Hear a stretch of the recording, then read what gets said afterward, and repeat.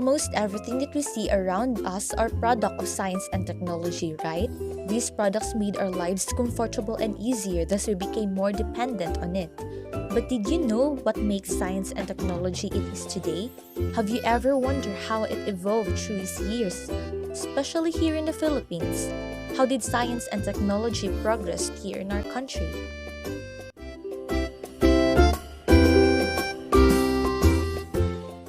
It all started way back in the pre-Spanish period when modern man from Asian mainland touched the ground of the Philippine Islands about 48,000 BC. During this time, science and technology were evident in the tools that these people used. Tools include simple tools and weapons made out of stone flakes.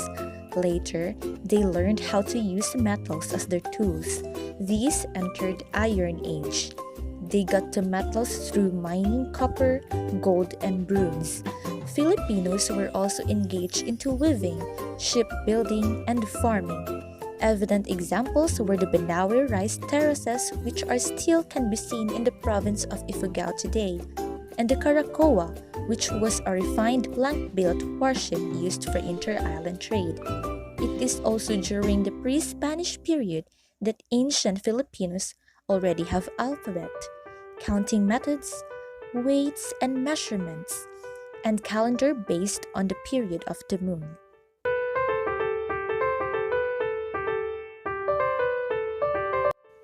Spaniards contributed on the growth of science and technology. With the long years of colonization, they introduced formal education to the Filipinos by establishing parish schools.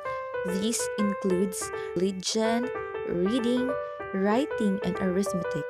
Spaniards also established colleges and universities like University of Santo Tomas, the oldest university in Asia.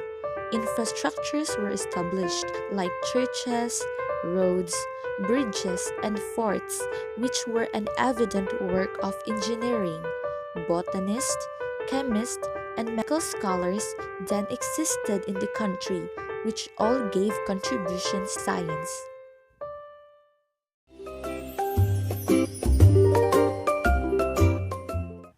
On July 1, 1901, the Bureau of Government Laboratories was established by the Philippine Commission, which served as a purpose to study the tropical disease and laboratory projects.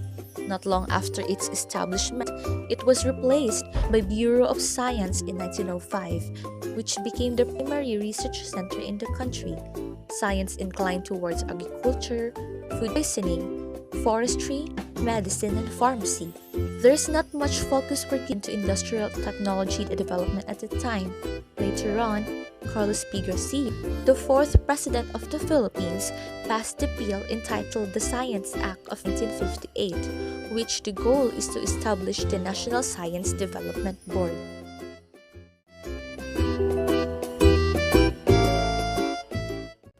During the reign of Ferdinand Marcos, the 10th Philippine president, priority were given the advancement of science and technology. It is because the government recognized that technology was the topmost reason in economic development. With this, they gave funds to support projects in applied science and science education. Marcos declared the Presidential Decree No. 49 Series of 1972 as a support for promoting the scientific research and invention. He established Philippine Atmospheric, Geophysical, and Astronomical Services Administration known as PAGASA, which function is to give environmental protection and to utilize scientific knowledge to ensure the safety of the nation.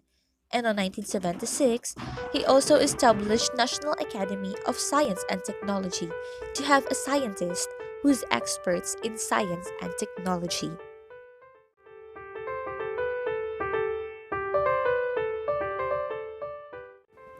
Corazon Aquino, the 11th President of the Philippines, replaced the National Science and Technology Authority, the Department of Science and Technology, known as DOST today, and gave it a seat in the government cabinet. On July 1992, under the reign of Fidel Ramos, reports were released regarding the improvements of science and technology in the Philippines. On 1998, It was estimated that Philippines already had 3,000 competent scientists and engineers. Schools became modernized and dated by having additional high-tech equipments. A law was passed called Republic Act No. 8439 in 1997, which is entitled Magna Carta for Science and Technology Personnel. Its purpose is to give incentives and reward to people who made an impact and influential in the field of science and technology. It was during the time of former President Joseph Estrada that Philippines experienced the Internet age. These helped push the advancements of schools and industry. Science and technology finally reached its golden age during the term of former President Gloria Arroyo.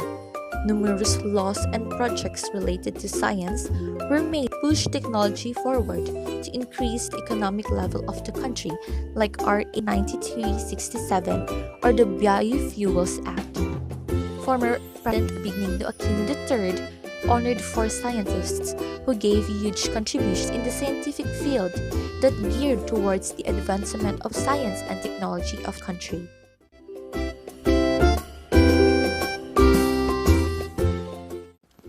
At the present, science and technology is still one of the focus of the government. President Rodrigo Duterte, the current president of the Philippines, signed the Balik Scientist Law 2018.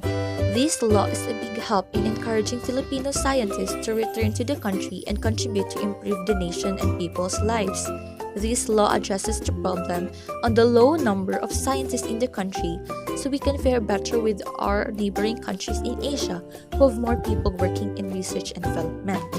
The president also established PhilSA, or the Philippine Space Agency, in which its purpose is to use space science and technology to manage and mitigate the disasters that periodically wreck major areas of the country that cause the displacement of hundreds and thousands of people and destruction of countless critical infrastructures and major economic losses. We can see that science and technology progress through time. From stones to satellites, no one predicted that this could happen, but because of brilliant minds of man that constantly seek new knowledge, the science and technology in the future will be way better than we could imagine.